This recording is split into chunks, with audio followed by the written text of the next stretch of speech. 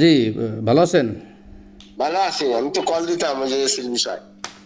ও, আপনি তো কল দিতে চাইছিলেন, তা আমিও তো আপনার কল দিলাম। ওই যে এসির দোকানে গেছিলাম, বুঝছেন? হ্যাঁ, তাই গোপালগঞ্জে তো ভালো কোনো এসি নাই। তাই কল আগের যে পুরনো মডেল টডেল করা এসি, এলজি এসি এসে গেছিলাম। সিঙ্গারে কিছু নতুন এসি আইছে। না সিঙ্গার মিঙ্গারে বাউসালি বলো ওই যে সার্ফ অথবা এনার্জি। শার্প তো গোপালগঞ্জে নাই, বুঝছেন? তাহলে এনার্জি ওই এলজি আছে ঢাকা, গোপালগঞ্জ। ঢাকাতে আনান, ঢাকাতে। স্যার, আমি চিন্তাছিলাম কি গোপালগঞ্জের থেকে আমার পরিচিত দোকান আছে ওখানে, তাই না? যদি ঢাকায় টানতে হয় তাহলে তো এখন খুব টাকা পয়সার সমস্যা আছে, ঈদের পরে দিতে হবে, বুঝছেন? তাহলে পাওয়ার আসতেছে, তাহলে কেমন নিবো? এখন ওই যে না তো সিঙ্গেল লাভ নাই, নেবো না। তাহলে কিছু টাকা পয়সা দিয়ে দিই, তাহলে নিয়ে আপনি একটু কিনে নিলি তা ভালো হবে না? আরে না, আমি কিনে নিবো এখন। বেশ ঝামেলা, আমার সময় আছে। কারণ ওরা এখন মেলা বোঝেন না আপনি। তাহলে ঢাকার থেকে তো যাতায়াত ওই যাই কিনে টিনে আনা একটু, এখন তো টাকা পয়সা একটু সংকটে আছি, বিপদের পথে রয়েছি। ভাবছিলাম যে গোপালগঞ্জের পরিচিত দোকান আছে ওইখানে আনিয়ে দেবানি। ওরা আনিয়ে দিবে না। তাহলে আমি একটু আর একটু যাই দেখি দে আর কি পাওয়া যায়, আমি পরে আর একটু ঘুরে ঘুরে দেখি। বলেন যাওয়া হচ্ছে এনার্জি নেবে।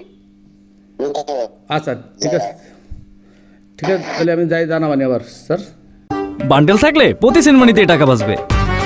বিকাশ সেনমানি বান্ডিল কিনে জিতুন প্রতি লেনদেনে। বলেন। শোরুমিত তো ফোন দিয়ে চলো, তা এসি কি লাগানো হয়েছে নাকি, ঠান্ডা হচ্ছে নাকি, তাই জানতে চাইছি একটু আমার ফোন দিয়ে। ওরা তো চালাই নাই বাবু, যে কিনেছে আর চালাই নেই, চালাই নেই। ও, এমনি লাগানো হয়েছে স্যার, ভালো ভাই? লাগাচ্ছি, কাল লাগাচ্ছি। আচ্ছা আচ্ছা, ঠিক আছে, আমি জানাই দেবো, চালাই জানাবানি, ঠিক আছে। আজকে ঠান্ডা তো আবহাওয়া, এই জন্য আর চালানো লাগে না, এই জন্য চালাই। আচ্ছা আচ্ছা, ঠিক আছে স্যার, জি। চালাই মানে কি করে চালাই দেখতে। হোসেন, আমি একজন কাশিয়ানী সদর ইউনিয়নের ঘোড়াশুরের বাসিন্দা। গত 5ই আগস্ট 2024 সালের পর থেকে আমাদের থানায় OC Shafiuddin, officer in charge Kashiani থানা, উনি জয়েন করার পর থেকে বিভিন্ন সময় বিভিন্নভাবে আমারে হয়রানি করার চেষ্টা করছে।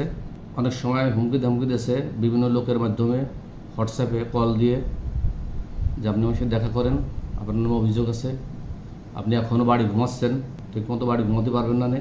প্রথম আমি এসআই আমিনুল ইসলাম কাশিয়ানী থানায় ছিল, উনি হলো আমার বললো যে ভাই আপনার তো সামনে বিপদ আসতেছে। আমি বলছি আমার অপরাধ কী? আমার তো অপরাধ নাই, আপনি আওয়ামী লীগের সাথে মেলামেশা করছেন, আওয়ামী লীগের মেম্বার হয়েছেন। আমি বলছি আওয়ামী লীগের আমার মেম্বার হয়েছি, আওয়ামী লীগের সাথে আমাদের আওয়ামী লীগের এলাকায় আওয়ামী লীগের সাথে মেলামেশা করছি বা মিলেমিশে চলি, এটা চলতেই পারে। আমি তো কোনো দুর্নীতি করিনি, কোনো চাঁদাবাজি করিনি, কোনো অন্যায় করিনি, কোনো জুলুম করিনি কার প্রতি। আমি একজন সাধারণ মানুষ, জনপ্রিয় বারবার মেম্বার আমি। তা বলছে ওসি আপনাকে দেখা করতে বলছে। আমি বললাম ওসি আপনার আমার দেখা করতে বলে কি কোনো ঝামেলা হবে ভাই? কাছে না, ঝামেলা হবে না, আপনি কিছু টাকা পয়সা দিয়ে ওটা ঠিক করে দেবেন। প্রথম আমার কাছে এসে আমিনুলির মাধ্যমে 50,000 টাকা আমি ওসিকে দিচ্ছি। এরপরের থেকে আমার প্রায় হোয়াটসঅ্যাপে ফোন দেয় ওসি নিজেই। প্রথম আমার ভয় দিয়েছে, আর বিভিন্ন সময় দেখতেছি যে মানুষজন ধরে নিয়ে যাচ্ছে, নিয়ে হয় সেনাবাহিনী গাড়ি পোড়ানো মামলা দিচ্ছে, না হয় দিদার হত্যা মামলা দিচ্ছে। আমিও জীবন বাঁচানো ভয়তে, জেল খাটার ভয়তে আমিও বারবার টাকা পয়সা দিছি। বিভিন্ন সময় ফোন করে আপনাদেরকে বড় মাছ টাছ আছে নাকি, বিভিন্ন সময় মাছ টাছ কিনে দিচ্ছি অনেক টাকার। আনুমানিক আমি এ পর্যন্ত প্রায় $1,02,000 টাকার মতো দিচ্ছি। গত 16 তারিখ আমার ফোন দিয়েছে হোয়াটসঅ্যাপে, আমি কোথায়? আমি বলছি আমি স্যার বাড়ি। তখন সে তাই একটু দেখা করতে পারবেন? তাই হোটেলে গেলাম, ভাটিয়াপাড়া বাস স্ট্যান্ডে, যে ওসির সাথে কথা বললাম। ওসি বলতেছে যে আপনার সাথে তো খুব ভালো সম্পর্ক, আমার এরকম সম্পর্ক আর নাই, তা আপনার ভাবিরা আসবে, গরমে টিকা যাচ্ছে না, আমার এটা এসি কিনে দিয়েন 2 টনের। তাই বলছি স্যার আমার তো টাকা পয়সা এখন নাই, আমি খুব সমস্যার ভিতরে আছি, সংসারও চালাতে পারতেছি না। তো ওসি বলতেছে আপনার এত হেল্প করি, এত কিছু করি, কত লোক কত কিছু বলে আপনার নামে, আমি আপনার সেভ করে রাখি, আপনি যাক চেষ্টা করে দেন। আমি বলছি ঠিক আছে স্যার দিবানি। তা বলছে যে 22 তারিখের ভিতরে দিন। এখন তো দেওয়ার মতো কোনো ক্যাপাসিটি নেই, তারপরেও এই জীবনের ভয় তো বলছে দিবানি। তা আমার জানা মতো এরকম শুধু আমি না, আমাদের ভাটিয়াপাড়া অঞ্চলের বিভিন্ন লোকের কাছ থেকে প্রায় 50 থেকে 60 লাখ টাকা নেছে উনি।